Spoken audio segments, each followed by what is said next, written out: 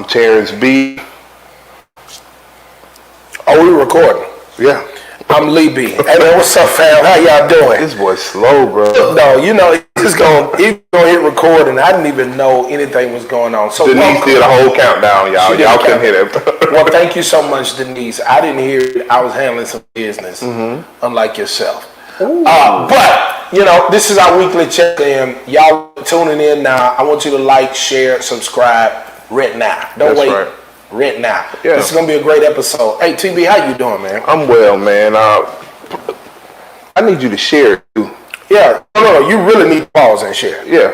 Like right now. Yeah. Like the show's about to get started. On your page.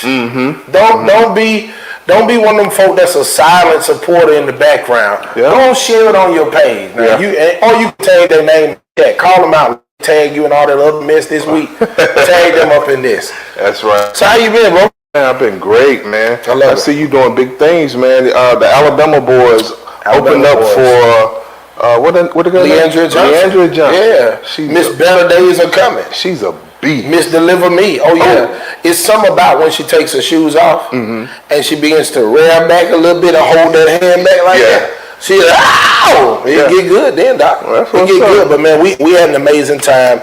Shout out to Alabama State University and the Turkey Day Classic, which is this Thursday. Oh yeah, y'all talking about food. Big Bama State. Yeah, but Little Bama State got that game. Little Bama State got that game. Now I was for them to get to the SWAC championship, but I heard that Jackson State kept winning. Man, look. We're going to let that alone. We're going to handle this during the show. But y'all, tell them who our guest is today. Hey, man, we got an amazing guest today. A brother from another beautiful mother all the way from B-Ham. They go ham. That's right. Brother Donald Watkins Jr. So we're excited about having a sit-down conversation with him. This is a Couch Conversations episode, as you can see. So we want you to go ahead, like we told you earlier, love, share, and subscribe. Whether you're on YouTube at Digital Media Collective, whether you're on Facebook at Digital Media Collective, or for some odd, strange reason you found yourself on Terrence Baldwin's page. I want you to get all of this content. We come with it week for week. I mean, matter of fact, we've been trying to talk about doing a little bit more. Every week. I just don't know I don't know if I can be around you every week. Oh, Lord. You don't want to be blessed, huh? Oh, man, but nah, for real, man. We're so excited that you're here. Please take the time to like, love, share, and subscribe. I mean, if we could have waited another day, we would have, and we would have had Cooking with TB and Lee B, and we would have showed y'all how to cook some food in the studio. But we're just grateful that it's another Thanksgiving. Man, what are you thankful for this Thanksgiving? Man, I'm thankful for, first of all, my co-host, Lee B. Oh, man, bless you, dog. I'm thankful for... I feel like that was sarcastic, though. It was. I'm thankful for Denise, who comes in. She's done with her internship. But she's still here. She's still here helping out. Y'all clap it up for Denise. Yes, Lord. That's about her character, not her college. That's right. Keep going. Don't do that. We're going to put her Cash App in here, and y'all going to bless her. Help us pay the intern. Ding, ding, ding, ding. She responded then. Right. Ding, ding, ding. But now, we about to get ready. Donald's about to come in, y'all, so stay tuned in. Like, subscribe, share. Yeah. You ain't got nothing going on this week? I do. I know I messed you up because that was a lot for you at the chair. Yeah, that's right. Go ahead, old man. What you got going? Sold Out Groove. We're at the Quintessential Cigar Lounge this Friday. Awesome. Pull up, Auburn, Alabama. Y'all pull up. We're getting down. So spend your Black Friday with Sold Out. Yeah. Now, I don't know if they're going to have any Black Friday specials. Quintessentials, they proud of their drinks. So you don't know if it's going to be any Black Friday specials. Well, they don't need no specials on no drinks. They coming to hear y'all. That's right. They coming to hear y'all. Because we ain't giving no Black Friday specials on our price. Huh? I'm with it. And Cyber Monday is what we wait for anyway. Right. Huh? Come through. Hallelujah. Yep. But nah, man, for certain. So y'all got that going on, and I'm excited for Sold Out, man. If you ever want to hear great music, I promise you, if you've never heard of Sold Out before, you need to hear these guys. Terrence be back there pantomiming, and the rest of them be singing. Right. You got to get that because it's all good, and it's going to bless you. Hey, one more time before we leave. I know he got something slick to say. No. Love, share, subscribe. Digital Media Collective is a... What's up? What's up? What's up? What's up? It's your man Terrence Wolfgang Baldwin. I ain't gonna lie, you was lie. You almost scared me. Wow. It's your boy, Pastor Lee B. What it do, fam? You play too much, bro. I thought we was on like Martin or something. What's up? No, man, we pray y'all are good, man. I know y'all at the crib. For the teachers, Montgomery Public Schools, man, shout out to y'all. Hard work for this 9 weeks, 16 weeks. Yeah. What is it? About 16. They got a little break, and then they come back to it again.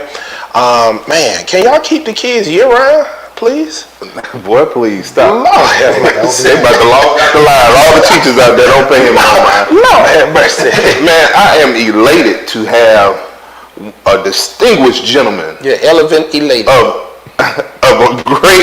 the greatest fraternity in the world, Which one is that? Alpha Phi Alpha Fraternity Incorporated. So you gonna start the show out line. Y'all listen to me. We thank God for these brothers, but we ain't gonna say who the best, because I don't want this partiality to be on this. I can't allow this to be so. Yeah. Okay? But we do have an amazing guy. He's sitting in the hot seat, the red seat. Y'all see him. He's a light-skinned brother who has a lot to share today. And we're so excited to have with us our dear brother from another beautiful mother, Doctor. I can't help it. I call everybody Doctor. Donald Watkins Jr. Y'all make some noise for him. Thank you guys. Man, do y'all see these shoes, though? You can't show them that. You can't show the shoes. Hey, he is fresh. You hear You me? can't see everything, man. Yeah. It's gotta be something to the imagination. Absolutely. So how you doing, man? Doing pretty good, brother. I love it. I love it. Thanks for having me. We're grateful for you to be here, Yes, and sir. I'm so blessed to have a co-host who knows people.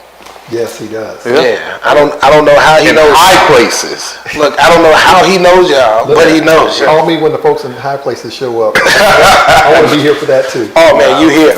Now we almost thought you weren't gonna make it in time because you were dealing with some stormy weather. Yes, yes. It's going down in Beham. It's going down and all down the interstate too. I didn't know, man. I was trying to be careful, be safe. I didn't want to call out on you guys, and so thankfully God guided my car and guided my hand, and I'm here. So, Absolutely, I love it. TB, gonna be the meteorologist. Tell him to get ready. No, man. The Look, storm is almost here. I was actually supposed to go to Mayor Whitfin's inauguration tonight, Yeah. but because of the weather, you know, I just got my hair done. And so I don't want to sweat my curls out.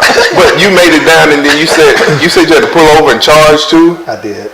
But you know, when you commit to something, you have to make it happen. Yeah. So that's good that's always been my philosophy. So And Montgomery's somewhere home for you too, right? Montgomery is my home. I grew up in Montgomery. I was born in Tuscaloosa, but my dad was in law school in Tuscaloosa at the University of Alabama back in '72, and then when he graduated, he moved the family to Montgomery. So I grew up in Montgomery. Been here since I was a baby. And attended all the public schools in Montgomery, Davis Elementary School. Davis Elementary Oh, School. Davis. Bellingraph Junior High. I ain't going to no Bellingraph, man. You made it through that? Light-skinned boys ain't go to Bellingraph. Look, it didn't get stabbed, didn't get shot. Lord, Mercy Bellingraph. You a living testimony. And Sidney Lanier High School. So, Wow. So yeah, proud product of the Montgomery Public School System. What does that mean to you for Lanier to be gone? Like, people tried to make it seem like it was that sentimental. Was it that for you? It was pretty sentimental. We, I participated during our reunions that we were having every 5 years. We participated in the cleanup effort at the school and the revitalization effort at the school. We would come and plant landscaping and kind of clean up the inside and all that stuff, doing everything we could do as a class. Our class was class of '90. Everything we could do to help keep the castle from shutting down. And but it wasn't enough. It takes a major, massive effort and interest from people to keep a historic edifice like that in place. And I guess the powers that be said that we want to consolidate everything over at Carver. So. And does that hurt, like, for them to just combine you with your rivalry? I never thought about it like that, but yeah, it does kind of hurt a little bit. But it really was just the historical significance for me, the fact that it went away. I thought Lanier was one of the prettiest high schools in the entire state. Oh yeah, Massive. Yeah, just because of this building, it was known as the castle. The castle, Doc. And so just the historical significance of it was what was most hurtful for me. Mm-hmm. So tell me this, I heard through the grapevine your father was called like Mr. Montgomery. Take through, what was it like to grow up under that potential pressure? I think he's had a lot of names over the years. I don't even know if I've heard Mr. Montgomery as one of them, but no, man, just, when I was younger, I didn't really know how popular my dad was in the city, or how, because he was so outspoken, but I was just a kid. Back in the 70s when he was on the city council here in Montgomery, I think I was maybe 7 or 8 years old. Gotcha. And this is back in '79. I think he only served one term on city council.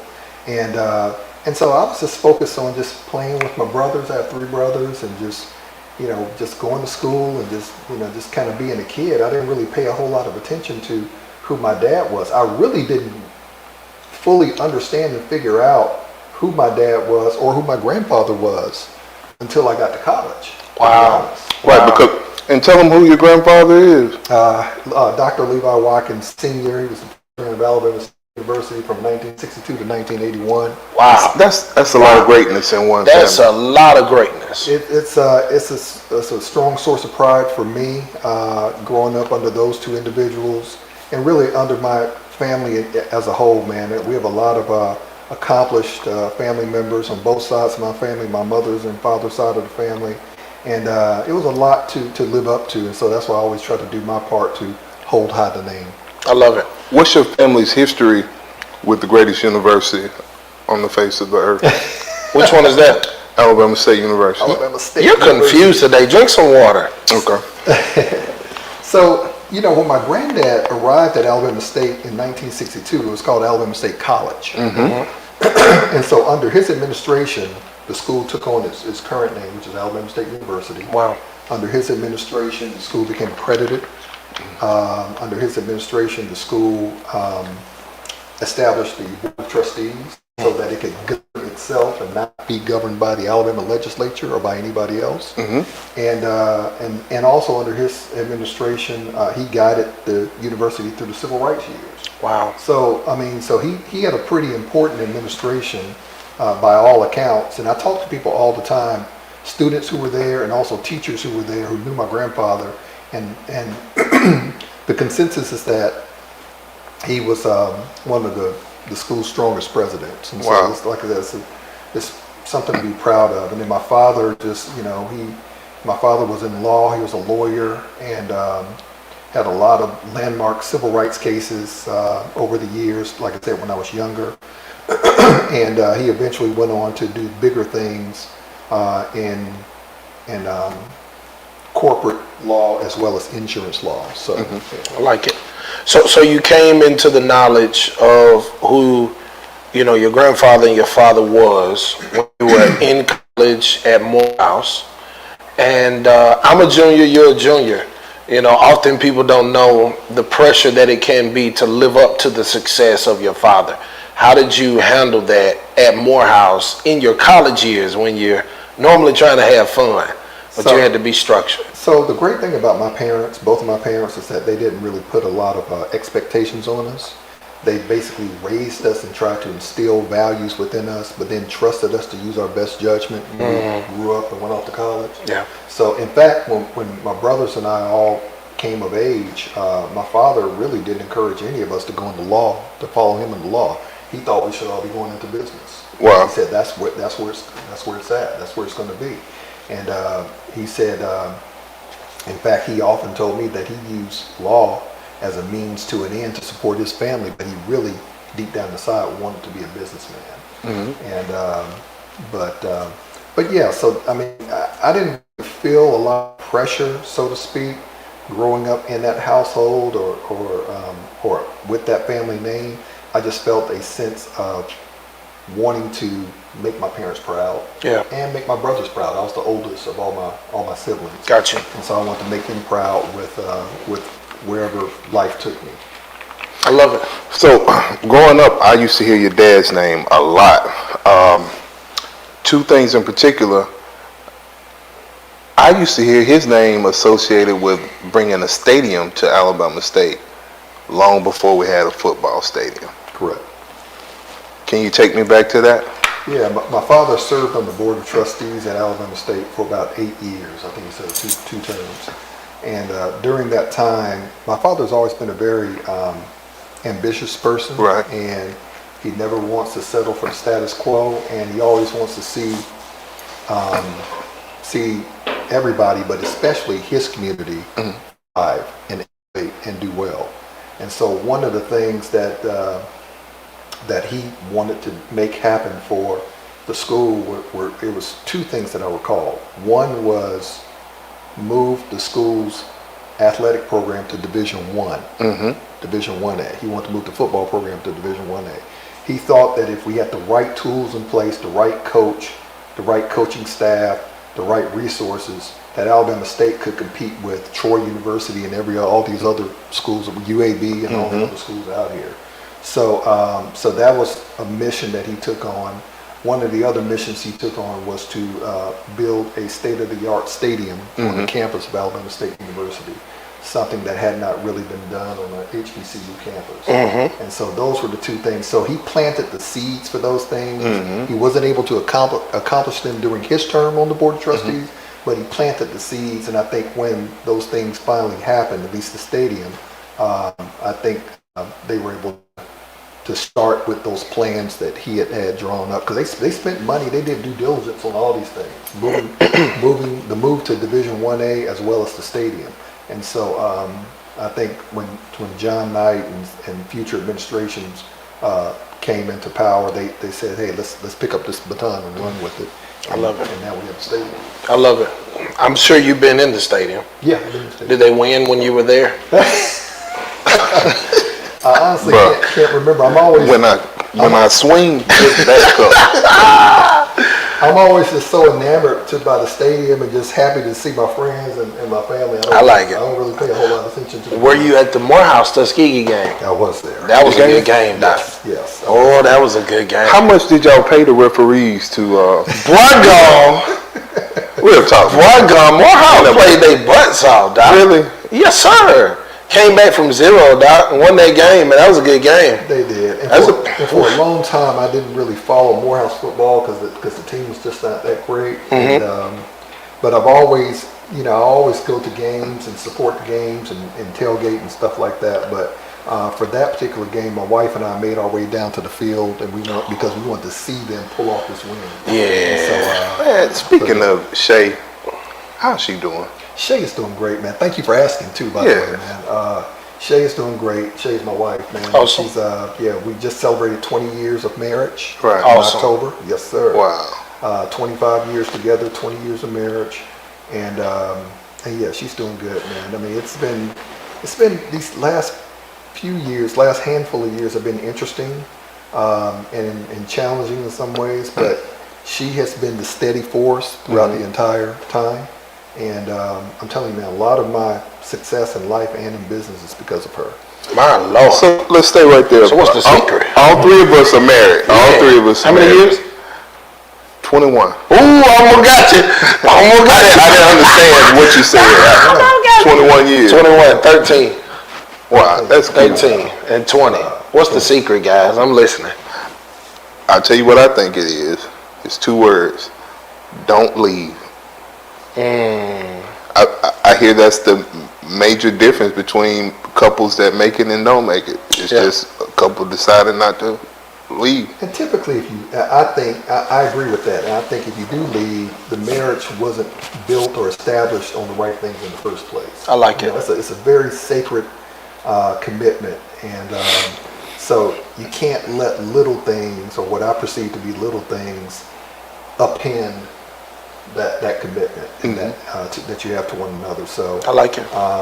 It really is what they say in the vows, man. It's through richer or poor, sickness and in health. And if you really truly believe in that and you see it for that, you should be able to make your marriage last. Absolutely. I was just hoping neither one of y'all said yes, ma'am. That's what the old fellas say. Yes, ma'am. They say the secret is saying yes, ma'am. I'm like, bruh, That'll get you some places. I don't know about that one, bruh. I'm not matured to that place in life. And I also say the 3 C's: communication, consideration, and compromise. That's I right. like it. I like it. Right. I like it. I'll take that. I'm gonna add that to You my. got 3 C's in your marriage, it'll work, man. Yeah, I like it. Consideration is good. So why do you think that marriage is like? It seems to be, especially after COVID. Like I saw a lot of marriages. People don't like work. Yeah. I don't think people like work. I think COVID exposed a lot of relationships and marriages because the folks who normally run from their marriages, who are able to run from their marriages and go to happy hour after work or go out of town or whatever, now you're being forced to stay at home. Couldn't go nowhere. Couldn't go nowhere. Couldn't go nowhere, right? Lord, So if you don't really like this person, this Right. other person who's in the house, it's going to be tough to kind of, I mean, it's going to be a tough road, and you don't know how long this pandemic is going to last. Yeah, I think that kind of exposed a lot of marriage. That's real. But I say that's unfair. Like I feel like living with a person exposes the worst in everybody. Like you can have your best friend in the whole wide world. I've stayed with a really close friend. Living with them, you can't help but look at that person and be like, It's small stuff that get on your nerves. bro, did you really leave your pan in the sink, bro? Right. You know, it's just, so I don't care who you live with, your child, Yeah. you look at your kids when they, you know, so living with anybody is hard. I think that was mainly the reason that my wife and I sort of dated and lived together for about 4 years before we finally got married in the 5th year. Right. I think that it was because we just had to make sure that we were clicking on all cylinders to the extent that we could. I think sometimes when you rush into a marriage or a relationship and you don't really know that person because you haven't lived with them, living with somebody, to your point, that's how you really find out who this person is. That's right. Because people can put up facades. Oh, yeah, they're representative. Facades can only, they start to erode after a while. They can't keep up the facade forever. Absolutely. So when you live with somebody, you get behind that facade. So All right, so let's talk. Thanksgiving is here. My favorite holiday. What are you eating? Now, I'm going to be honest. I don't want no food to touch on my plate. I'm the kindergartner still. You don't like your collard juice to get in your dressing? It should not be in my stuff. I want everything to taste the way it was when you brought it out separately. you don't want the mac and cheese marinated with the collard greens. No, sir. That juice ain't supposed to be in You there. just embarrassed your mama. I'm just telling you, I don't do that, and I don't do this. It's the weirdest looking thing ever when folk get to munching their cornbread and their greens and they eat it like this. Yeah, I don't do that. That's They crazy. put the fork down, they get to eat like this. It'd be like, My grandmother on my mother's side used to do that. Really? Yeah, mash up the black eyed peas with the collard greens and cornbread and eat it. Like Oh Lord, I Man, can't. what's up with these young people saying like, man, we tired of, we don't like that turkey and dressing and mac and cheese. They want seafood for Thanksgiving. That is crazy. That happened about 5 years ago, though. Man, don't do that. But let's be real, though. Most people don't know how to cook a turkey to where it's not dry. And so you were traumatized as a kid being forced to eat that food. But you, yeah, those young people are different. that's true. these days. That's true. That's true. That's true. You know, I didn't even eat the meat. I didn't. During Thanksgiving, I wanted all the sides and the dessert. So you mean tell me when I'm in a nursing home, Uh-huh. my daughter-in-law don't know how to cook. Your daughter-in-law gonna know how to cook? Yes, sir. She gonna bring you. Yeah, but if you're in a nursing bring home, you shrimp kebab. Right. I don't want no seafood, boy. you're gonna take what you're gonna take if you're in the nursing home, Doc. That's crazy. Why scary, man. Why you put yourself in the home, though? Man, I'm just talking all right. about what we All talking right. about. I want to get to your Thanksgiving plate. What does it have on it? And who cooked it in your family? So it's weird. So different people cook for us different years. So my mother-in-law, who I'm a caregiver to, my wife and I are caregiver to, who has lived with us the last several years, has been the big cook in our family.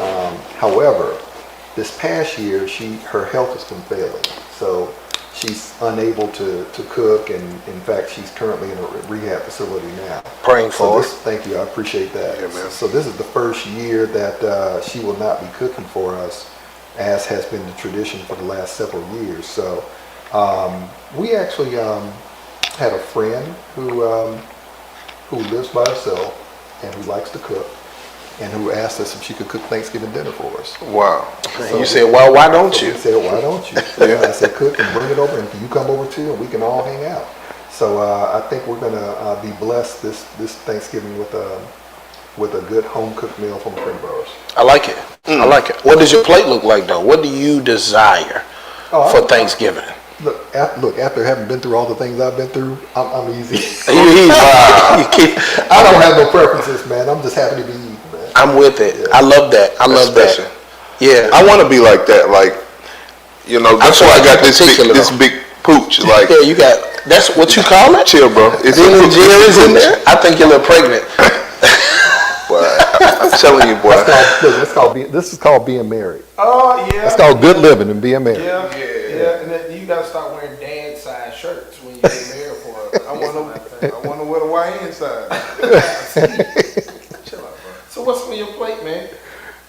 So I like turkey wings, even though that's not really Thanksgiving. But I've been training my wife on how to cook turkey wings. You've been training.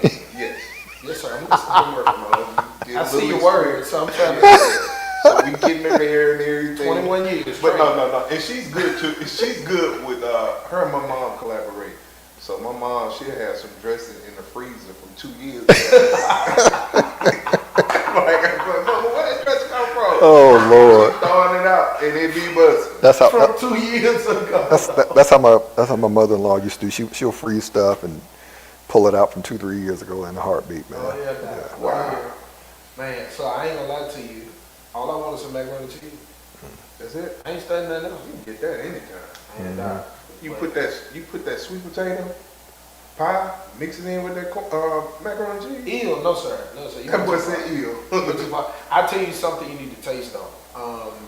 I had someone put me on it years ago, and one of the members of the church made me some. I forget the name of her company. I think it's like Kenny Cakes, something of the sort. Is sweet potato cheesecake with the praline on top. Yeah. Pecan. Yeah. It's amazing. But that's, Oh, wow. that's not Thanksgiving. Yeah. That's some I like new sweet school, bro. potato pie too, though. Don't let the sweet potato food. Well, but- don't but put no so- cheesecake on the So sweet potato. Thanksgiving for me that's when the pecan pies came out. Yes, sir. That's when the sweet potato pies came out. Yes. And a concoction of both of those with cheesecake, I'm bougie. I'm with it all day. I'm with it all day. I got a Thanksgiving question. Like, what is a Cornish hen? Oh, dog, my mom used to make them things. Yeah, Oh, I've had one of those And too. what's so different about a Cornish hen? It's smaller. It's small, yeah. Portion. That's it. It's like a miniature little turkey, Yeah, it's a basically. mini, yeah. Yeah. The, Have you had That's all some it is. Cornish hens? You had turducken before? the what? Turducken? Never heard of Or it. turducken? It's turkey and duck. Oh no, never had that. They put the meat together. Oh, it's good too. Wow. Then, but we had started eating chicken. We had started frying the whole chicken, deep frying. Yeah, so that's what I would think it is. Like a chicken. It's just a baby chicken. Yeah, What's it's a- the point? That's all. That's Yep, all the Cornish that's what it hen is. Yeah, okay. Probably- It's just smaller. and probably you get to have cheaper. your own. Does Yes. it taste different, or what's the? Nah, you just It's get to have It's your like you own. said, you get to have your His own. and I have You my own. have your own full bird on your plate. You remember Yeah. what was Eddie Murphy movie we was talking about? That's the butt. Was it the clumps? Yep. Boy, You get your own. That's all it is. That's all. Okay. Yeah. I like that. So let's talk sports. You a sports guy? Yeah, a little bit. I Okay. roll with the tide. Okay, I'm with it. Yeah, I'm roll with it. the You're a tide. winner. Yeah, You're a winner. Yeah. And you roll with more. But how you let and I roll with Morehouse. Oklahoma whoop you though? You know, that's funny. I don't know. It seems that DeBoer can't.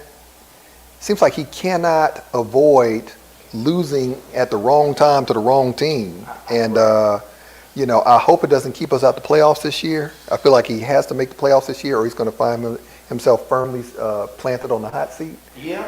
But I can't explain it, man. I think it's the small details. Offensive coordinator, they really need to have some real conversations about getting started early and Right. not waiting until the second half of the game. Right. Man, he need to work on the run game.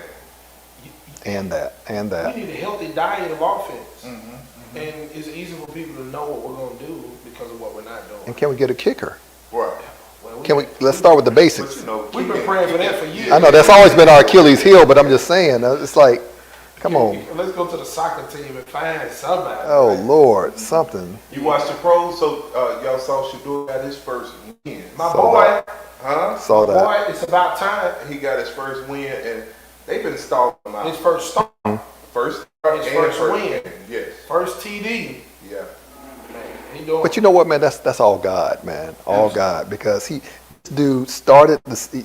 Let's all recall how he started. He started in the what part of the draft did he? He was supposed to be first round. He But- dropped in fifth round. Yeah, fifth round. He started in fifth round of the draft. Ended up being third string or fourth string, I guess, quarterback.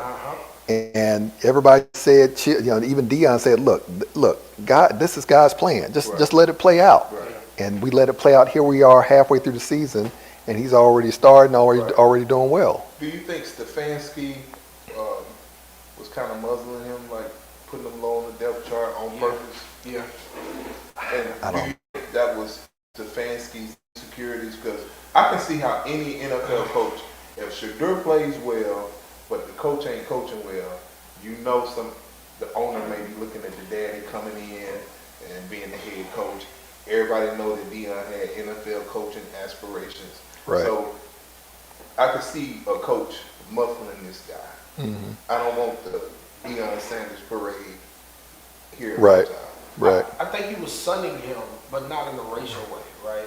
In the space of him feeling like it's my responsibility to make him humble himself for the rest of his career. Right. And I think that's what he really was talking about, because to be honest, man, y'all bring Flacco in, who is 95 years old. Right. And Flacco is running this team of, a bunch of ridiculous, last, late pick type guys. And then Flacco leaves and goes start winning for a whole nother team. Right. You put Dylan Gabriel, who y'all gave too much money to be honest.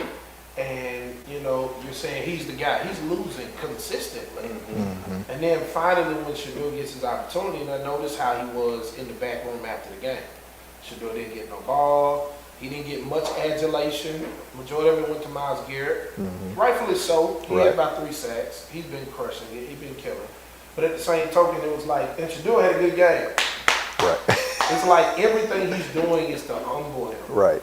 And that's his mission. So, Yeah. but he does that to himself. Because even in his post-game interview, and we talked about We this. gonna argue. We gonna argue. He does too much. In your eyesight.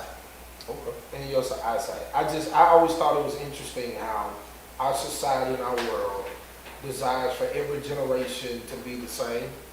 And we want people to be confident in their position, but not allow their confidence to be seen or shown. Yeah. And the pattern that he is patterning himself after is his father, Correct. who had an alter ego that was larger than life, which brought him the money. But he backed it up. Yes, sir. He Brought backed it him up. the fame, and when you put him on the field, he always showed out. Always and delivered. Shaduer did what he was supposed to do. Can we roll that beautiful bean footage? Guys in the A gap. They're down at 8. Here comes the pressure. Running away from it is Sanders. He's looking long. He's got a man. Caught at the 10-yard line. Bonds. He's down to the 1-yard line.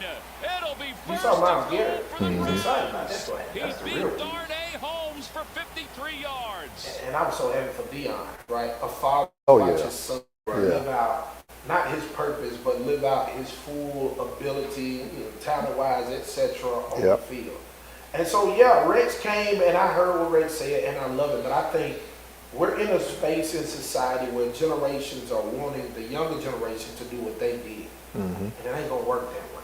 Right. It just isn't. Rex is like, hey, man, you're a quarterback, man. When your team wins, you got to say, we did it, not I did it. When your team loses as a quarterback, you got to say, I did it. Well, everybody ain't going to roll like that. Right. LeBron James switched that up for the NBA. Let's be real. LeBron James never. I'm not talking about his conversation. I'm talking about the I essence of him. When it came time taking my talents to Miami. Right. I'm going over here. That's I'm different. going That's different than being in a post-game I'm listening. interview and saying, "I." Like he's basically saying the humility that typically goes with this position has to be When we win, it's we. When we lose, it's I. I wish I had some footage to show you when LeBron did it, though. And it normally happens. But I after just he wanted to lost stop the you playoffs. because you said that. No. It normally happened every time he lost the playoffs. You heard, I ain't got no help. I've never heard him say that. Oh, I'm fine. He's one of the most humble. I'm fine. He What is. that, MJ or LeBron? Two different eras, man. Two different players, two different That was real eras. safe. Yeah, You ain't two making different eras. sense. You're Arthur Cup. Which one? Yeah. Yeah, man. You in Alabama. You can't say Auburn and Yeah. I think if you take MJ and you put him in today's era with social media being what it is, I think it's MJ all. It was MJ back then. If you take MJ, you put him in today's era with social media, it's MJ right now. Yeah, I hear you, but He would be Michael Jackson, Doc. I have this conversation all the time. MJ never played against players with the amount of athleticism in the game now. Like back then, Mike was the highest jumping person on the court. Mm-hmm. If he had to play today, everybody jumping that high. Right. Everybody moving that fast. Now you got somebody that's 6'6", that's or 6'7", that can move with you with long arms and jump. So I think he has some issues there. You think so? Yeah. Wow. I think it's interesting. I think they're just both two of the greatest. It's hard to say who's the greatest when they're both so great, you know. Absolutely. I mean, now of course, if you want to go by championships, you got to give it to You gotta MJ. do MJ. But if you want to go by just who's all around great, I mean, it's hard, man. Yeah, I give LeBron James credit for coming into the league as a young man on his own for many years. But I also would say that the NBA gave him some alley-oops multiple times as well. MJ didn't have as many alley-oops. He got a few. But MJ took one team to the championship 6 times. That's what I love. LeBron took 3 teams to the championship, including one team he took there twice. Right. So, you know what I'm saying? So to take a whole program with you, that's the reason that Tom Brady is the GOAT. Because Tom Brady, everybody's trying to figure out, is it Tom Brady or is it Bill Belichick? Which one was the reason for all the success? It's Brady. Bucks. Brady left the team, went to the Bucks, and took the Bucks there in their first year of the Bucks. And what has Belichick did since Tom Brady left? He's in North Carolina having fun. So what I say to that is, to win a championship, I think there's a formula.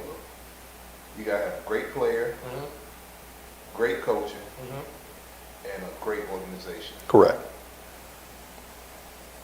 I feel like the Bill Belichick, Tom Brady scenario, Tom Brady left and took the equation to Tampa Bay. Great players, we're going to bring Gronk with me, but great organization, help me with the coaching, we can get a championship. I feel like Bill stayed for, all right, I'm a great coach. I don't need great players. Right. You know, Right. I'm going to do it with my coaching. And you found out that's you need the full, equation to make it work. Correct. And so that's where I've always thought the difference between LeBron and MJ, there was a difference. MJ had someone who's highly considered the greatest coach of all time of basketball. Absolutely. He is considered one of the top 2-3 players ever. That's 2 of the 3 right there. And then they had a great organizational structure. They were supposed to win that many championships. Right. Yeah, I can't take the credit from them though. I mean, we're in Alabama watching WGN just because of him. I got you. I think the glaring edge that MJ had over LeBron is that MJ was the most feared player in the NBA. There were guys that literally couldn't sleep the night before because they knew they had to play the Bulls the next night, or they didn't want to play, or they were injured. My ankle. I'm out for the night. You know, they didn't want to play. Yeah. They didn't want to deal with MJ. I don't know of too many teams that don't want to deal with LeBron. Yeah, and that's true. Or There's too many people players that that I've don't heard want to deal with LeBron. And it was Kobe and MJ. Though. Yeah. I'll leave that there. Look, so Donald, we didn't get into. We talked about Morehouse. Let's talk about professional career. Like, how did you get money out here? Well, I've been an entrepreneur my whole life, 30 plus years. It started actually, a lot of people think it started in Montgomery. It actually started in Atlanta when I was at Morehouse. Wow. Yeah. My first business was on the campus of Morehouse College. I was a barber on campus. You cut? I cut. I was a campus barber. And the reason I became a campus barber was because my freshman year, when I first got there, after those first few days, my hair was growing out, trying to find a place to go get my hair cut. And people were telling me, you don't have to go off campus to find a barbershop. There are plenty of guys on campus that cut hair. So that somebody referred me to one of the other students. I go to this guy's room. He cuts hair in his dorm room. And so I go in, I set up an appointment with him, go see him, sit down in the chair. And he takes this, it was like a torn up t-shirt, or maybe it was a bed sheet or something, or a pillowcase, puts it around my neck.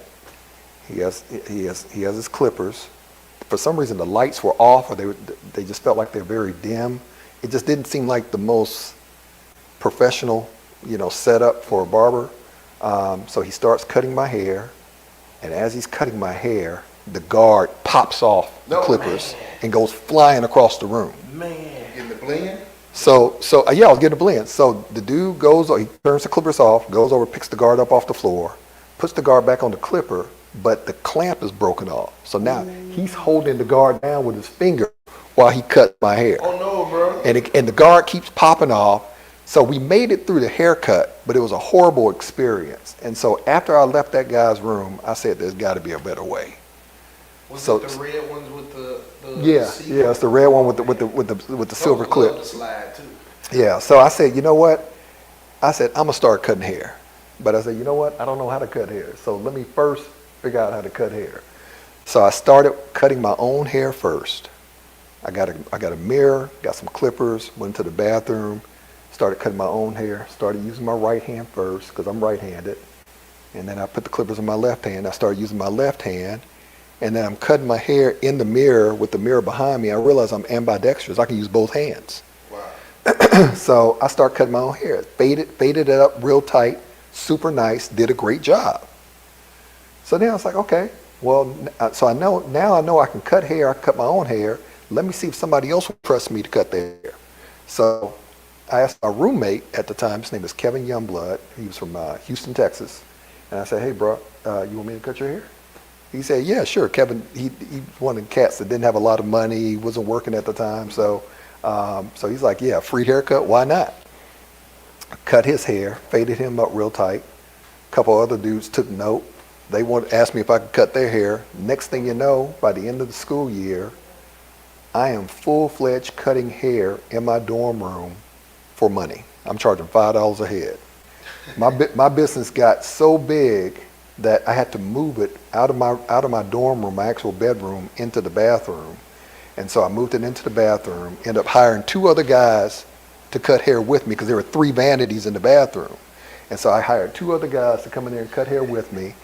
I started going to Sally's Beauty Supply in downtown Atlanta. I started buying all the supplies that you see in the barbershop. I got the big jar of Barbicide. I got the blue capes. I got the neck strips. I got the talcum powder. I got the antiseptic. The spray, the disinfectant. When wipes back there. Yeah. I got the disinfectant spray, the kind that kills HIV. It says it on the can. Because HIV had just come out because of Magic Johnson. This was back in the early '90s. So I made sure I got the can that kills HIV. So I had all the supplies, and set everything up in the bathroom. And it got to a point, come my sophomore year, that from Thursday after my last class until Sunday night midnight, I was cutting hair at Morehouse College. Really? Were they making you pay for the area? Yeah. They let you do No. that? We shut down the first floor bathroom of our dormitory. If you had to use the bathroom, if you needed to do number 1, you could come in. If you had to do number 2, we sent you upstairs. Wow. We didn't want you ruining our customer experience. But you hired the other guy. They were paying the sheriff. I brought them in. No, they weren't paying the sheriff. But I let them come in. I had so many folks coming in for haircuts. I couldn't really get to everybody. We had sign-up sheets on our dorm room door. Wow. And I had them blocked off in half-an-hour increments. And so you can come by throughout the week and sign up for a slot. And so that was my first business. And it was a very successful business, to the point where I had business cards, I had flyers all around campus. We were cutting hair for all the school administrators. We had women from Spelman College coming over to get their eyebrows edged up and get their neckline tapered, all that. Wow. So that was the first business, and then after I graduated, I came home and started my real first business, which was the check cashing business on Fairview Avenue. Wow. What was the name of that? Cashing checks. Near what? Right there in the right there across from that Fresh Market in that shopping center. Yeah. Yeah. That was you? Yeah, that was me. Yeah. Right there next to the pager store. Yeah, when Todd Mall had that pager store. Yeah. Yeah, that was my check cashing business. That's what's up. Yeah, I brought a few church checks over there when I was a musician. Need that money now. Yeah. So, but yeah, so that was my first real business. Had that business for about 8 or 9 years. We eventually sold that business, and that's when I moved to Birmingham and then got into banking. I opened up a couple of insurance agencies, opened up 2 or 3 other small businesses, and that's it. The rest is history. So, how did you get into insurance? So we had a bank in Birmingham called Al America Bank. My dad started the bank in '99, and when I moved to Birmingham in 2003, I bought out some of his shares in the bank. So I became a shareholder and a co-owner of the bank. And but when I got involved in the bank and started attending the board meetings, I realized that we were leaving a lot of money on the table, a lot of business on the table, because we were only going after small business. We were only doing small business loans, and we were doing real estate loans. We weren't really doing a lot of consumer business. We weren't doing any mortgage loan origination. We weren't doing any car loans. We had checking accounts, but they weren't really pushing the consumer checking accounts. So there was just a whole bunch of stuff that our bank was not doing, and this was just based on its business model. But I said, look, we have a 40,000 square foot building here.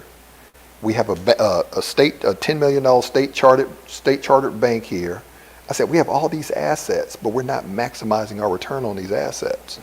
I said, so we should really be going out there and engaging the consumer market and bringing that business into this bank. So I talked to my dad about it.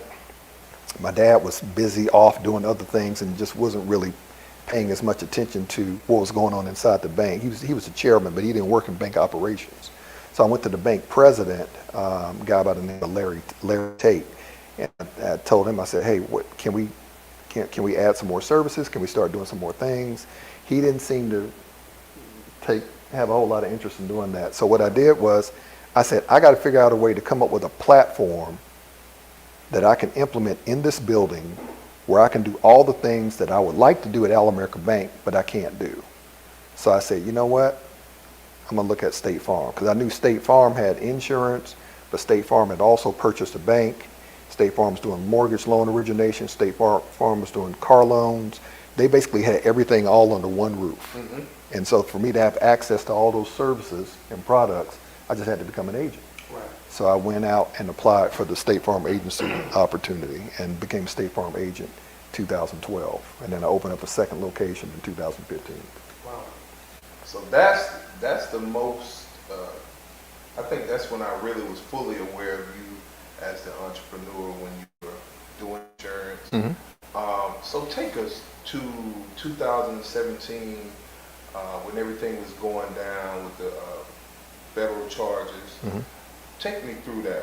What were you accused of or convicted for? Okay, good question. So it actually started in 2018. Okay. February 2018, I'm sitting up in my office, and the receptionist, my receptionist calls me on my phone, and she says, Donald, there's a gentleman here to see you. He's from the FBI. Wow. I said, okay. I said, is he here to see my dad? He said, no, he's here to see you, Donald Jr. I said, he specifically said Junior?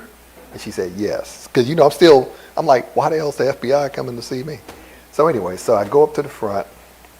Sure enough, there's this guy standing there, bald-headed white dude with just a basic white Oxford shirt, some khaki pants, some loafers, and he had a little attaché case, and so I saw him. I said, hey, how are you? I extended my hand, shook his hand. I said, come on back, let's go back to my office and talk. I had no idea what he wanted. Wow. But I just said, let me get him out of the receptionist area because I don't want people panicking, thinking something's wrong. Absolutely. So I brought him in the back, and we started talking, and he took out an envelope out of his bag, handed it to me, and basically said, I hate to be the bearer of bad news, but I just want to let you know that you are the target of a federal investigation.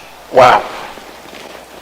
So of course all this is foreign to me because, you know, I couldn't think of anything that I had done to be the target of any investigation, but whatever. So I thanked him for his visit, and I said we'll be in touch, and he left, and that's when this whole thing started. Wow.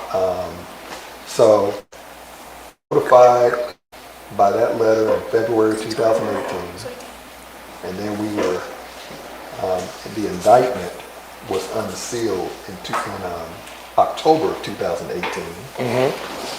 When the indictment came out, again, this whole time, I'm still trying to figure out what exactly did I do wrong. Right. I didn't know. Where are you emotionally? It's a little jarring, a little nervous, but I'm still thinking in the back of my mind, this will just kind of go away, and this is really something going on with my dad. It's not really pertaining to me. Right. So I'm thinking whatever it is, he'll handle it. In fact, that's what he told me. He said, I'll handle this. I know what this is. I know what they're trying to do. I know what they're going after, but I'll handle it. Right. So, and then come November of 2018, the indictment is unsealed. In fact, I remember it vividly because it was unsealed like the Friday before the Iron Bowl. It was like this week in 2019. And it was a federal criminal indictment, 10 counts, 7 wire fraud charges, 2 bank fraud charges, and 1 conspiracy to commit wire fraud charge. So it was total of 10 counts. So that came out, that basically changed my entire life. Okay?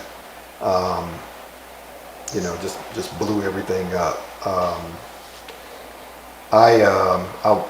The first thing I had to do is worry about my wife and my daughter. Yeah. Because I had to basically, help my wife to understand, hey, this is going to be okay. Whatever this is, we're going to figure out our way through it. My daughter was like maybe 5 or 6 at the time, so she was still relatively young, so she didn't really know what was going on. Right. Thankfully. But then from that point on, now I have to go into survival mode because now I got 2 things I have to do. Number 1, I have to prepare to fight this thing and beat this thing. Right. And prove myself innocent. Number 2, I have to manage the fallout from this thing. Right. Okay? The fallout being, I got businesses. Yeah. I had businesses. My wife had businesses. Right. My daughter's in school. So we had to manage all that. And so a couple months went by. We ended up going to trial in February of 2019. Trial lasted for about 3 weeks. We decided, we already knew right off the bat that we were not going to cop to any plea deal because we didn't feel like we did anything wrong. And just to back up a little bit, the charges pertain to a company that my dad managed. And in this company, my dad had taken investor proceeds from some investors in the company. And basically, the issue was how the funds were spent. Okay? My dad spent the funds on what he deemed to be business expenses. But the investors contend that some of the funds, or more of the funds than what should have been spent, were spent on personal expenses. So that was basically it really was a civil matter that the Department of Justice basically turned into a criminal matter. Right. Okay. And the reason I say that is because I just read this article recently about Usher and how Usher is The suing songwriter, Brian Michael Cox. suing them about a restaurant or something. Usher invested $1.5 million into a restaurant, and the restaurant never started the restaurant. Yeah, never started the restaurant. I didn't even see that. I didn't even read about that. And so the guy basically paid Usher back some of the money, but not all of it. So Usher sued the guy. So it was an issue similar to that. Because Dad's so high profile and because he's had so many victories over the federal government, over the Department of Justice in the past. You know, we firmly believe that he had a target on his back by the feds, and they were trying to find any way possible to sort of jam him up, and so they used this case to kind of jam him up. As far as me, I think the general consensus is that I was collateral damage in a case that was squarely against him, because I didn't have anything to do with this company. Wow. I didn't hold a position at the company. I never talked to any of these investors. Never went on any of the business trips related to this company. My only involvement in my dad's affairs was that I did administrative duties for him in his office. So in other words, pay bills, pay contractors, things like that. You know, when money came in, just pay bills according to his instructions. So that was all I did. But because my name is Donald Watkins also, Wow. and because I worked in the office, and because I have that close proximity to him, and because the federal government, what they always try to do is they always try to come up with a conspiracy charge. Because if they have a conspiracy charge against you, it's much easier to prove their case versus not having a conspiracy charge. When you're facing conspiracy, you don't have to. They don't have to prove each and every detail of the case. All they have to show is that you were in the room. Wow. All they have to show is that you received an email. You were copied on an email. And because you were copied on that email, this email is an exhibit in that case, and this email showed this was evidence of this, then you're culpable as well. So you were convicted of? Yeah, so I was acquitted of 8 of the 10 charges. Okay. I was acquitted of all the bank fraud and most of the wire fraud, and I was convicted on 1 count of wire fraud and the conspiracy charge. Gotcha. And how long did you do? So the judge sentenced me to 27 months in federal prison. She requested that I go to Maxwell Air Force Base because that was what I requested. So there's a prison camp, a federal prison camp, Maxwell Air Force Base. Right. And so I requested to go there because I heard that was the nicest facility. Oh, they get it in over there. Y'all get like pedicures and stuff over there?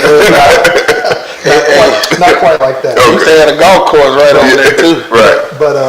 But yeah, so I requested to go there, and so I was there from September of 2019 until May of 2020. So I was there for 8 months. So what's that like, you know? Shout out, man, your wife stayed down. Man, I felt your pain, like following you on Facebook, social media. Yeah. Like, I felt it. Yeah. And so what was that like, those 2 years, 2+ years? Bro, it was, let me put it like this. You mentioned my wife. I would not be sitting here right now talking to you guys if it wasn't for her. Wow. You said she held me down. That's an understatement. She was everything. She held down the household. She held down my daughter. She held me down while I was down there at that prison camp. She held down the rest of my family, making sure that they could visit me, and making sure that they knew how to write me, and making sure that any friends or family who wanted to come and see me knew how to, they knew how to do it, and they would sign up properly to do it. She made sure the bills were paid. She made sure the mortgage was paid. She made sure the car note was paid. She made sure the baby was able to stay in her school. She made sure that our child, our daughter, her life was not completely uprooted and appended by this ordeal. Wow. So that everything in her little eyes, her 6-year-old eyes, kind of seemed normal, except for the fact that her dad was away. Yeah. So shout out to my wife for Shout out, strong black woman. Shout out to Shay for being that strong-minded, strong-willed person, and having the mental strength, the physical strength, and the psychological strength to soldier through that entire ordeal. And my brother, that's a debt you could never repay. Can't repay it. Yeah.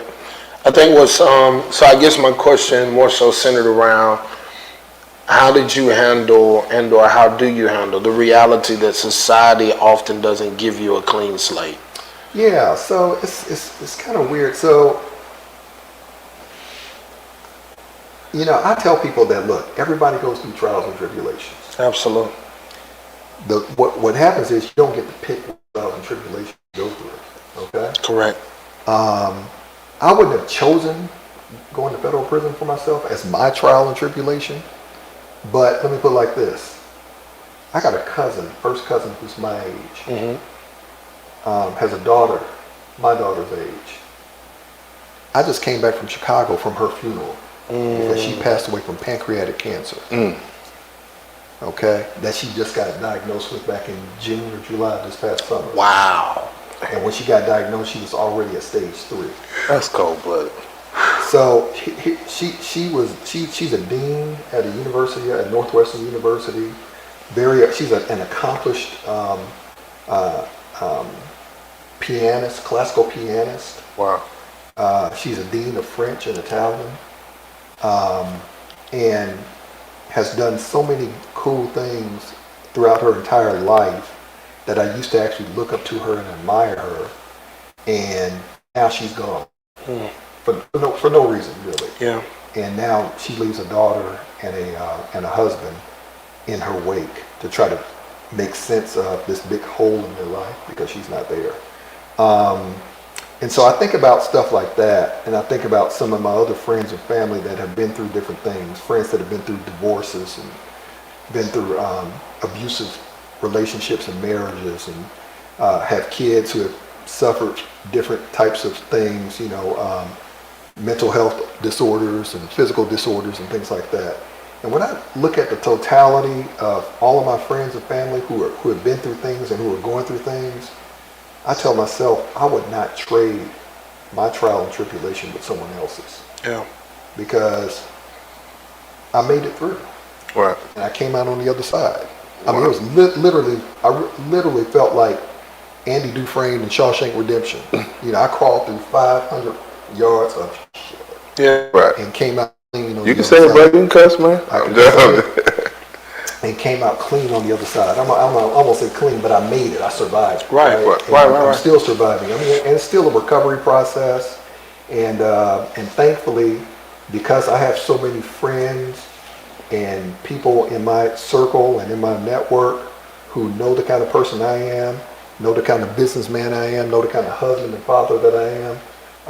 There are people out there who are giving me opportunities, business opportunities, job opportunities, as we may touch on, and people who still know me and believe in me and are helping me along as I go through this recovery process of having been through that. Well, let's touch on it. So recently, within the past month, there was an opportunity here in Montgomery to take on the role as a small business Small business development director. Yeah, and Steve Reed, as we all know, I'm just kind of recapping the story. Mayor Reed. My bad. He wanted Donald Watkins Jr. to serve in that role, and we got some pushback from the compliance committee, maybe? Personnel board. Yeah. And they had a problem with... It's often the image on what you've gone through. And to the light. During that whole debacle, we had Mayor Reed on, and he made a great point. He said we don't have a problem with felons picking up our trash Or being our president. right. So That part. Yeah. So take us through it. So what was that experience like for you? So I mean, the long and short of that is this. So somebody brought it to my attention. I'd already known. See, I followed Stephen's career my entire life, and we helped Stephen when he became probate judge, and I've seen him throughout his term as mayor. And believe it or not, and I don't have a problem saying this, and I don't think Stephen would have a problem me saying this, but one of the first people to come visit me in prison was Stephen Reed. Wow. Within his first 30 days in office. That speaks of his character. I mean, he didn't just come and visit. He actually had his people call the warden and set up a special visit outside of visiting hours. Wow. To come and see me. And I didn't know this was happening. But the reason it happened was because when I last talked to him, before I went away. In fact, I talked to him the day I surrendered to FPC Montgomery.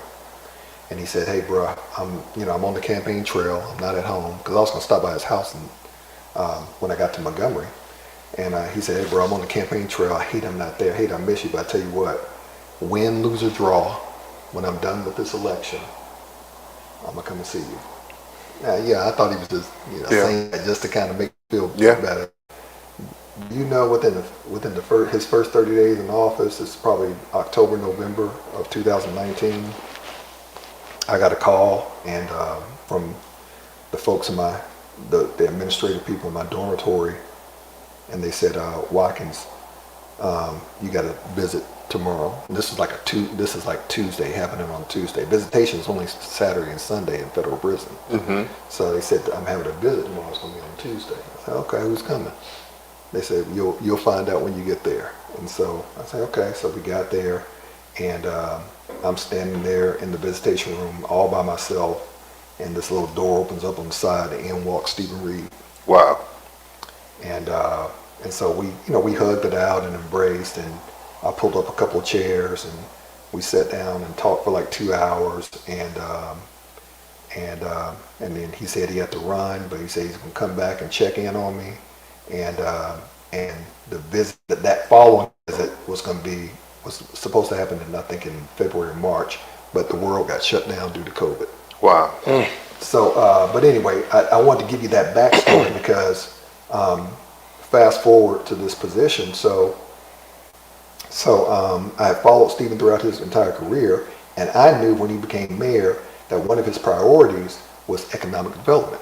Okay, and then one of his underlining priorities beneath economic development was small business development. Mm-hmm. Stephen used to be a small business owner. Mm-hmm. He used to own right up the road, roly-poly, right up the road. Mm-hmm. And so I know he's been a small business owner, entrepreneur. He supported small business folks, and I think he just wanted to elevate that role at the city. And so it came to my attention that he was going to be posting that position and making that position available. And I had talked with some folks. I had one conversation with Steve, but I had talked to some other folks about whether or not that might be something I would be interested in. And initially, I didn't think that would be something I wanted to do because I'm so working in the private in the consulting sector, mm-hmm. and the entrepreneurship sector, and in the private sector. I didn't know if I wanted to do government work, right? Because I know that comes with a whole different level of everything, right? But at the same time, I believe in Stephen, and I believe in his vision for the city. I think he's been one of the best mayors for the city that the city's ever seen, mm-hmm. especially this community. Yeah. Mm-hmm.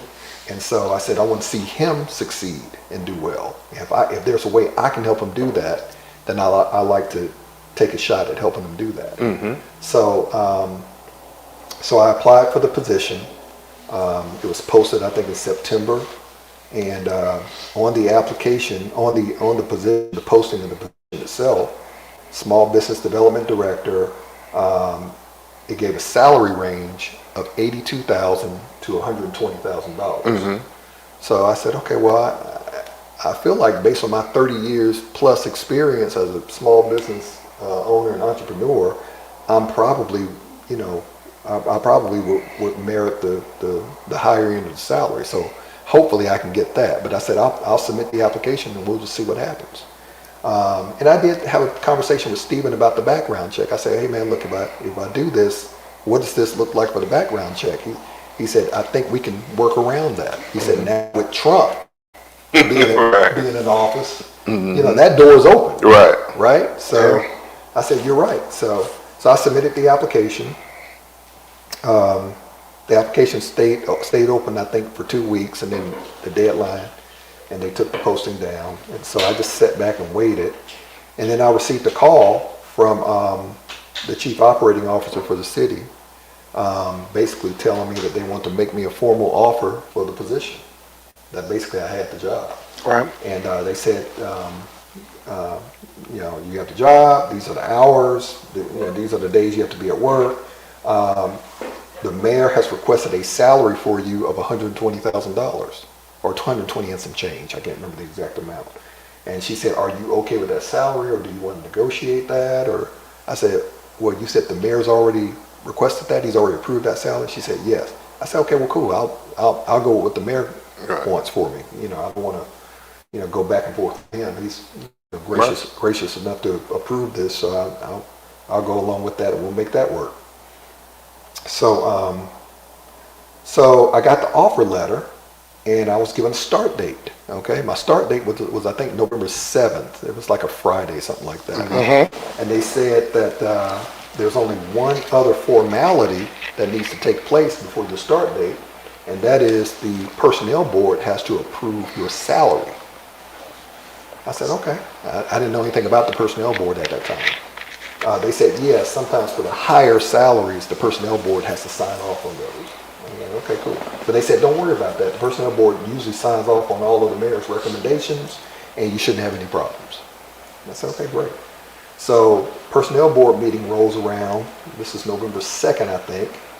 And then I get a call that afternoon from somebody just outside of the mayor's office who said, Donald, hey, this is such and such. I just want to let you know the personnel board just met, and they didn't approve your salary package. They tabled it until their next board meeting. Mm-hmm. I said, oh, okay. I said, well, what's happening? Is there a problem? They said, well, there was some discussion about it. One of the board members flat out wanted to vote against it, but the other two board members wanted to table the matter for some further discussion. So I said, oh, okay. So all that means is that you have to wait until at least the next board meeting before you can start work. I said, oh, okay, fine. So after I got that call, I started making some calls on my own. And I eventually found out and had it on good authority that personnel board is made up of 3 people. That's it? Yeah, it's three members of the personnel board. It's interesting. There's a lawyer on the board named Spud Seal. I don't know him. And then there are 2 African American members of the board. One of the African American members is the chairman of the board. So Spud was the one who apparently raised holy hell when I showed up on the agenda. Okay. He's like, what? He's like, what is this? This is outrageous. This is egregious. This guy's a convicted felon. Blah blah blah. Now this guy's a lawyer, and he's saying all this. And I'm pretty sure that if I was a betting man, I would bet that he voted for Donald Trump. Okay? And I'm pretty sure when he voted for Donald Trump, he knew that Donald Trump was a 34-time convicted felon. Right. Okay? Right. Nonetheless, when I first pursued this thing, I expected some pushback from the right of the aisle. Right? The right wing. I expected pushback from the media. I expected some negative publicity from the media because I knew people were going to bring up my felony conviction, bring up my case and all this kind of stuff, and bring up my dad. Right. I knew all that. I expected all that. Right. Okay? I even expected the hypocrisy of people saying, we can't hire him, it's a bad look for the city because he's a convicted felon, when in fact these same people voted for Donald Trump. Right. To the tune of 77 million. Yeah. So I expected all that, Terrence. Right. I didn't go into this thing blind or naive. Mm-hmm. What I didn't expect was that the 2 African American personnel board members would fall in line behind the Spud, and would and then I later on found out that they were saying we'll let him have the job, but he has to take the job at the entry level salary, which is $82,000. Wow. So that was the word on the street that I had gotten after I made some calls to some folks. So the real issue was the money. The real issue was the money. The real issue was the fact that how do you tell a guy who's qualified, credentialed, and experienced to the tune of 30 years in this field, mm-hmm. and every component of this job aligns perfectly with every component of my background. and you tell me that I can have the job, but I have to take it at the entry-level salary, the step one salary. I understand that in city government, everything operates on a merit system, right? So everything's in steps. So they wanted me to take the step one salary as opposed to, I think it was a step 12 salary, which is what the mayor requested for me. Right. And keep in mind, the $120,000, that didn't fall outside of the advertised range Right. for the job. Right. The advertised range, that was the max of the advertised range, but it wasn't outside of the range. So we weren't asking for any kind of exception. Right. We were just saying, hey, pay this guy what he's worth because this guy's bringing this to the table. Right. This is a department head seat. I mean, a department head position. That means I'm going to have to come in there. I'm going to be heading up an office. I'm going to have some employees under me, some programs, some initiatives under me. I'm going to have to grow this department and grow this office. I'm going to have to go raise money for this office. That's what business development is. You go out there and raise money. Right. And I'm going to have to find resources both in the city and outside of the city for our small business community. Right. And you want me to come down here and do all that for $82,000 Right. because you got some kind of personal problem with me? Right. How often do you find yourself in spaces where, even when I hear that, it's almost as if I want to humble you, or I want to see you express a greater deal of resentment or remorse or something just because of your trials and tribulation? How do you handle those spaces? There's probably any combination of. You would have to bring the personnel board members on the show and ask them what they were thinking when they made that decision. I think Terrence might know. But I don't know nobody. But I'll say this. So as I said, the chairman of the board. The crazy part is, not only are they part of our community, Right. but I've grown up with this guy in church. I've known him for 50 years. Text me his name. He sits literally a couple seats away from my mom to this day in church. And I know his kids. Y'all know his kids. And I've never done anything to this guy. And he's aware of my business acumen. He's aware of my business experience. He's been in my businesses, the ones on Fairview and all that. And also, to add insult to injury, this guy back in the 70s, I think, became the city's first African American city clerk. Guess who voted for him to get that position when he was on the city council? Your father. So tell me this.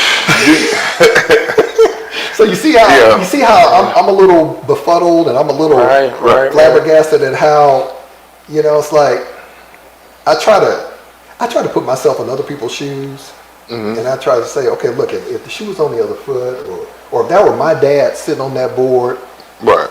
and this guy's daughter or son was up for a position, what would my dad do?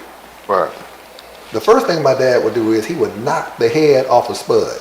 Right. He would never let Spud say something that libelous, that slanderousness, if that's a word, against this man's child. Especially if I know this man's child. You don't sit there and let that say that stuff about your child and you know his child. It's like what kind of, That's heavy. so But if I play devil's advocate, play away. all right, because the thing is, the easy thing to do is to say, like, all right, these people are hating. But if I'm real, like, I've heard more of us that had some skepticism about you taking the position. And how much of that do you think is because people are misinformed of your conviction? I think it's a combination, man. It's probably 50-50 misinformed, 50-50 hate. Right. Hateration for whatever reason. Because I do think, especially in this community, people, they see you on top for so long. If they get a sniff that you're vulnerable, that's like a shark smelling blood in the water. Absolutely. You know what I mean? Yeah. And it's almost like, the Watkins family, y'all have been on top for a long time. And if I have the opportunity to maybe bring some misfortune to you, I'm not going to be eager to help you, And that's really a mentality. It is. I hate that. It's crab in the barrel. And to be clear, I've never viewed the Watkins family or myself or anybody else in our family as being on top. I view us as hard workers, contributors to our community. We've owned businesses, we've employed people, we put food in people's mouths and put food on families' plates. We've contributed to society in numerous ways. And that's all my family's tried to do since the beginning of time. And so the fact that my dad has tended to be in the newspaper more often than somebody else, and maybe he's been a little controversial and had some controversial cases and stuff. That's par for the course. To have people that like you, people that love you, and people that hate you. But at the end of the day, what will not be tolerated is the hypocrisy and the double standard.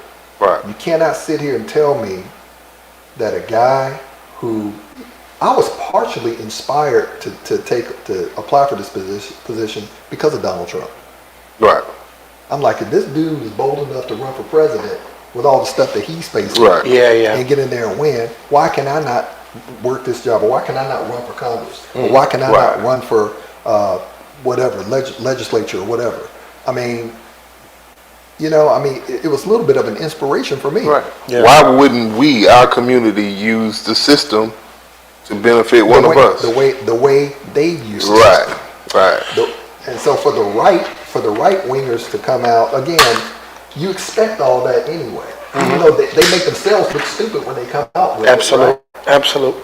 You expect it, and I have a lot of friends who are on the right. I have a lot of friends who are Republicans, who are conservatives, and I have some friends who are such good friends.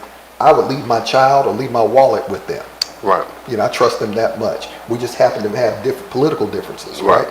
But for somebody to take issue with me taking on a position like this. And again, I view this as not, this ain't a paycheck for me. This is me helping the city and helping the re-administration. Where you come from. I viewed it. That's right. Of course it's an opportunity for me, but I have a few other opportunities. Yeah. Right. And I have opportunities kind of like in the pipeline. So the fact that this one didn't work out, that's not going to make or break me. But I saw it as a great opportunity for me to help elevate the city's small business community in ways that I know it can be elevated. Like I said, S-Boss is a great initiative. It's a great start, but there's so much more that the city can do. Right. Yeah. And the mayor's aware of that, and I think that's why he supported me on this. And look, down the road, if there's an opportunity for me to do something for the city, I still would entertain it. It's not the end. I appreciate that because, Montgomery is such a huge organism, and I would hope that you would not let this opportunity turn you away from it. I don't think it will. I definitely commend you. Many of these moments and opportunities, you gave credit to God. So I know your faith has a lot to do with, along with your family. And we know whenever it seems to be a period, God has a way of drawing a comma. So let's talk about now and next. You talked about some opportunities. We know you have all of this intellect in your mind, in your head. And we know not only do the streets of Montgomery need it, but there are set groups of people that need it. I'm not trying to give you an idea, but we live in a world or space now in society where cohorts are a real thing. And there are some who want the knowledge and some who need that moment of being poured into. Sure. What's next for you? So what I'm doing now, currently I work as a consultant, and I consult entrepreneurs and small business owners. That's what I do now, and it's across a wide variety of industries. Government, banking, healthcare, medical practices, you name it, we consult for it, and educational institutions, and we're always working to add to our client base on that. That was a company that my wife started when I was away, and I'm sort of, now that I'm back, I'm sort of picking up the ball and running with that. But that's my passion, man. I like it. I'm an entrepreneur. I start and run businesses in my sleep. That's what I like to do. Well, you got a 60-second commercial. Give it to them. A 60-second commercial? Hey, I'm Donald Watkins Jr., and I just want to say I appreciate these brothers having me on their show. I'm big fans and big admirers of both of them, and I just want to say thank you to all of my supporters and all of my family and friends that have stood in my corner, especially over these last 5 or 6 years. Nothing but God, nothing but blessings, and nothing but big things ahead for all of us. I love it, man. I love it. Thank you for coming on, man. Thank you, man. This is the longest episode of Off the Cuff, but it was a great, It was good. great session. I'm inspired.